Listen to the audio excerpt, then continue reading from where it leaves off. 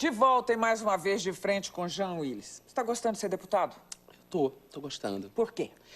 Olha, Marília, eu tenho hoje a real chance de intervir mais em coisas que eu gostaria de intervir, que, por exemplo, o papel de professor, de jornalista e escritor não me permitia, por exemplo. A defesa dos direitos humanos eu já vinha fazendo há muito tempo, né? Eu criei, por exemplo, nas faculdades de Jorge Amado, onde eu dei aula há muito tempo, uma pós-graduação em jornalismo e direitos humanos. Ou seja, agora como deputado, com a política institucional, eu posso, de fato, defender os direitos humanos, sabe? Eu acabei de chegar de uma viagem a povos indígenas do sul da Bahia, que vem tendo seus direitos ali violados por poceiros, grileiros. Então, a chance real de ter autoridade, de intervir, de fazer algo em favor das pessoas, só você sendo político. Político, institucional. Bom, você chega ao Congresso, Jean, já não um anônimo, não é? Você tinha fama. Eu gostaria de saber se a fama nessa hora ajuda ou atrapalha. Ajuda num ponto, porque como muitos dos deputados me conheciam da experiência do reality show, e eles me viram ali naquela relação, naquele conflito, me consideram um cara bacana, facilita muito a relação entre nós, até chegar mesmo nos opositores, nas pessoas que se opõem, por exemplo, às minhas bandeiras. É mais fácil chegar. Atrapalha na medida em que há um preconceito muito grande com o reality show no Brasil, né? De uma forma geral, as pessoas veem esse gênero televisivo como algo menor e as pessoas que trabalham nele também como algo menor. Então, muita gente fala assim pra mim, eu tô surpreso com o seu conhecimento, eu tô surpreso com como você é articulado, como você conhece. Eu vou dizer uma coisa, é surpreendente. É de fato. Pois então. Mas eu não acho que seja pelo BBB. Sim. Eu acho que por um país que anda desfalcado na sua educação, no conhecimento, na cultura. A verdade é essa. É verdade. Você tem razão. E aí eu falo pra eles, olha, tem que dar chances, tem que se permitir quebrar certos preconceitos, né? Todo tipo de preconceito é ruim. Então a gente tem que se permitir conhecer. Aí eu falo pra eles, olha, eu já tinha uma história de vida, eu não nasci em 2005, né? A impressão que se tem é que a gente nasce ali. Não, tinha uma história de vida. Muita gente fala assim, o Big Brother foi importante pra você? Eu falo, foi. Mas foi importante pra mim também entrar na Universidade Federal da Bahia, passar no meu primeiro vestibular. Foi importante para mim lançar meu primeiro livro pela Fundação Casa de Jorge Amado, graças a um prêmio. São momentos da minha vida marcantes. O BBB é só mais um deles. Mais um que te dá 1 milhão. Me deu 1 milhão e me deu visibilidade. Isso aí. Bacana. Agora, a imagem que a sociedade tem dos políticos, você sabe qual é. Sei. Não é nada boa. Nesses primeiros meses em Brasília, qual a impressão que você está tendo? Eu tenho a impressão de que as pessoas têm uma imagem equivocada. Equivocada no geral? No geral, porque quem vai para lá pensar em seus privilégios, em garantir privilégios pessoais, em enriquecer ilicitamente, quem vai para lá pensando em si e não no coletivo é uma minoria. Essa minoria acaba ganhando mais visibilidade, é claro. Porque a função da imprensa, da mídia, é mesmo denunciar. Claro. Para consertar. Isso, para consertar. Não estou reclamando. O papel da imprensa é esse mesmo. Quando a imprensa se dedica só aos canalhas, por exemplo, dá-se a impressão de que todo mundo age dessa maneira, e não é verdade. Independente da ideologia política, né, se direita ou esquerda, a gente é honesta trabalhando, muita gente honesta ali trabalhando. Então... Aliás, você acredita ainda que seja possível dividir os ideais, vamos dizer, em... Direita e esquerda. Em direita e esquerda. Aliás, a sua cadeira fica onde? Eu entrando pela entrada principal, você fica à esquerda ou à direita? Fica à esquerda. Fico à esquerda e quando eu falo na tribuna, eu falo à esquerda. É um pouco difícil hoje, né, Marília, dividir, porque se a gente pensar, por exemplo, que o PT foi um partido que no seu nascimento e na sua trajetória esteve à esquerda e hoje é governo, e se ali há políticas consideradas de direita, a gente vê que essa linha não está tão marcada, né? Essa divisão não está tão clara.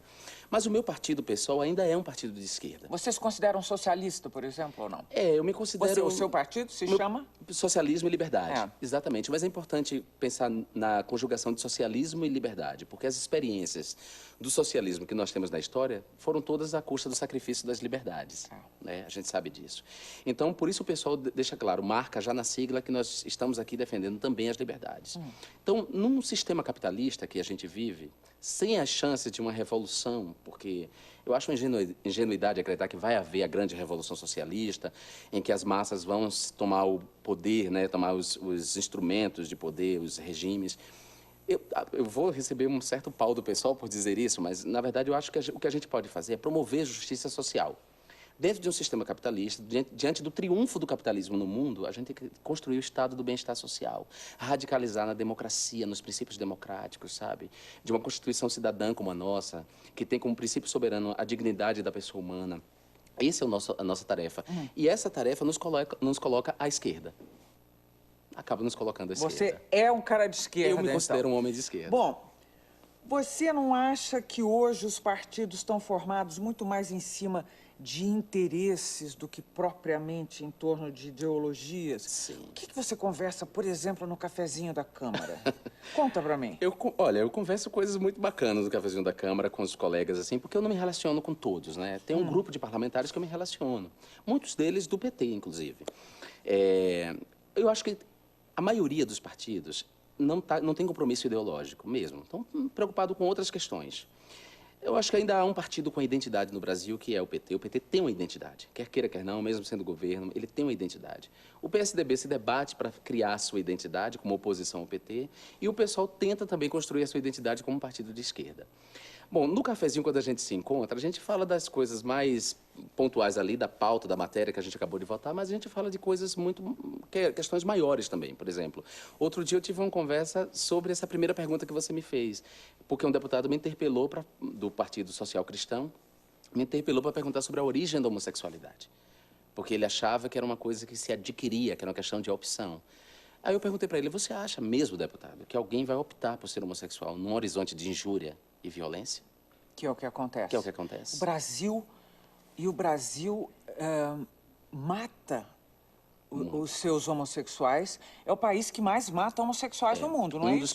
Um dos que mais mata. E olha que aqui não é institucional, assim, a violência não é institucionalizada. O Estado não pune a homossexualidade como em outros países, em que a homossexualidade é considerada crime pelo Estado. Aqui não, aqui é no vácuo da legalidade que acontecem as mortes. Como é que você explica isso?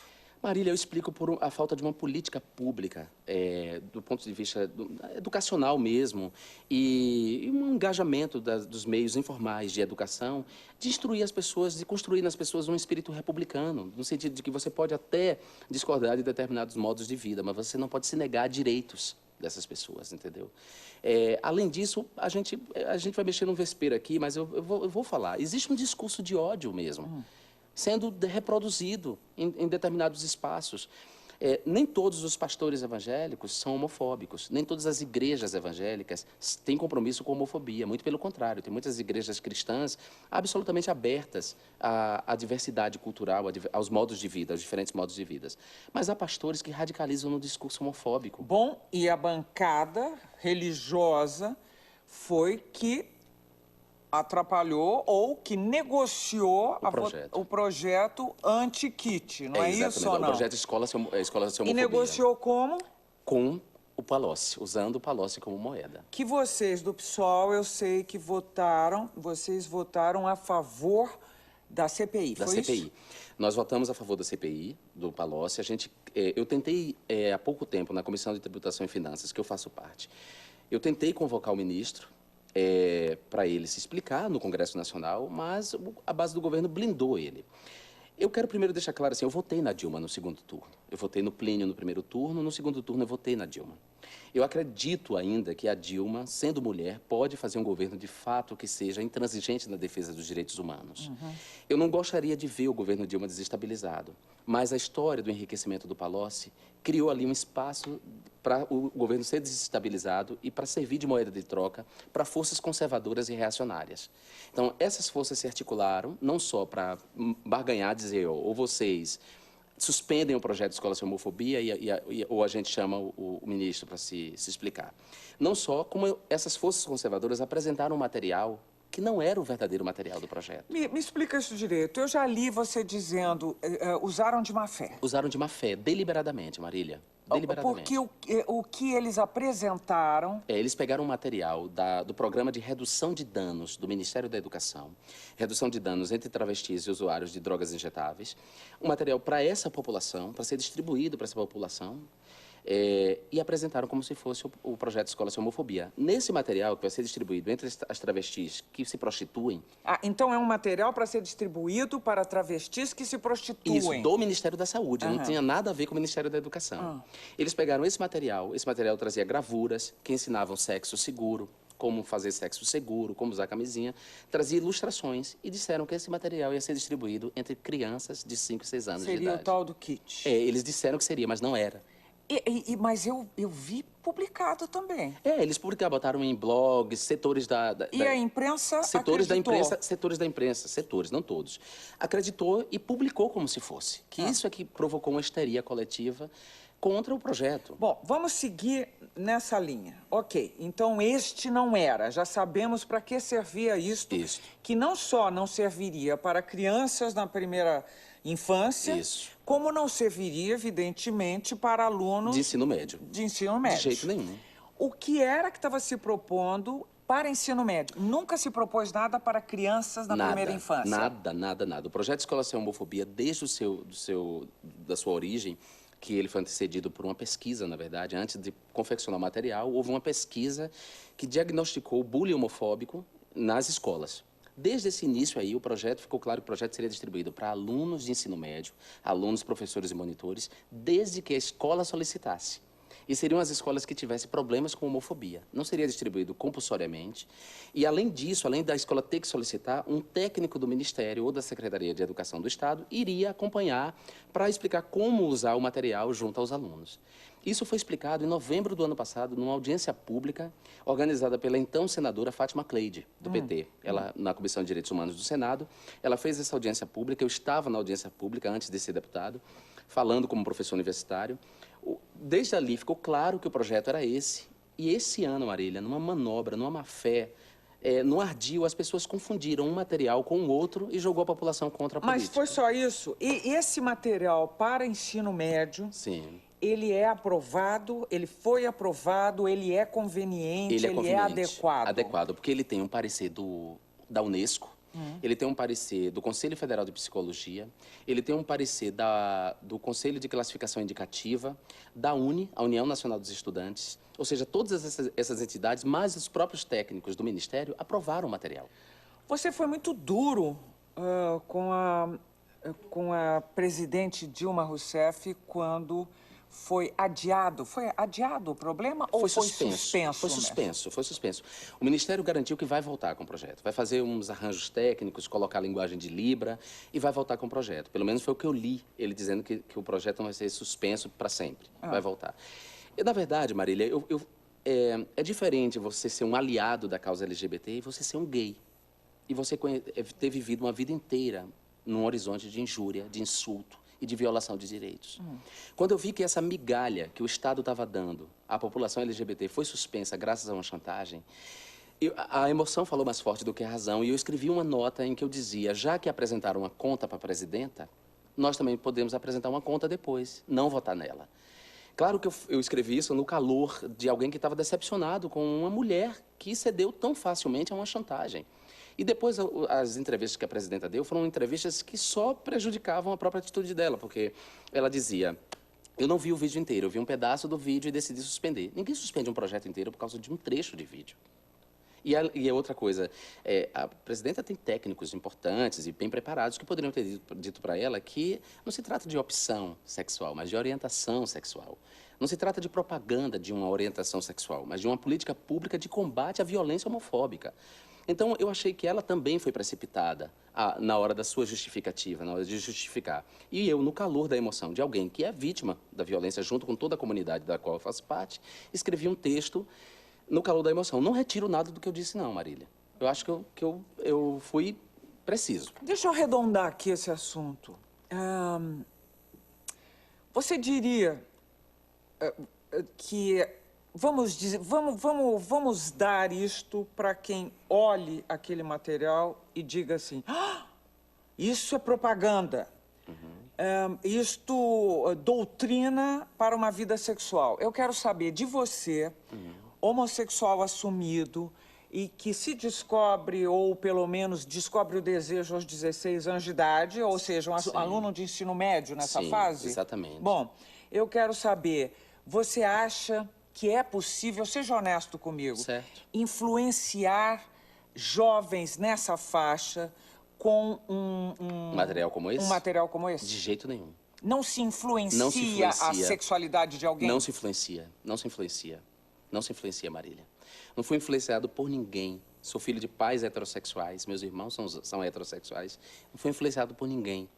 É algo que está na gente, como eu disse para você, é tão difícil saber quando começa, mas em algum momento a gente se dá conta do nosso desejo, do nosso afeto. E essa é uma defesa, dessa maneira você defende, por exemplo, a adoção de crianças por casais homossexuais masculinos, porque mulheres, me parece que existe uma tolerância maior quando o casal é gay e feminino. Eu defendo.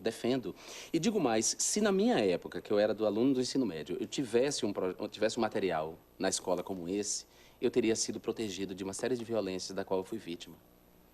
Entendeu? Se os meus professores estivessem preparados para lidar com a diversidade de comportamentos, inclusive do comportamento homossexual, eu seria protegido de uma série de violências, das surras, do insulto, entendeu? Um material como esse iria me proteger.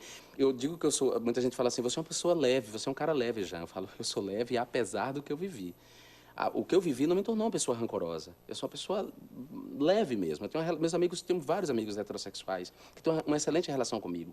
Não tenho qualquer preconceito, não frequento lugares heterossexuais, sou bem recebido.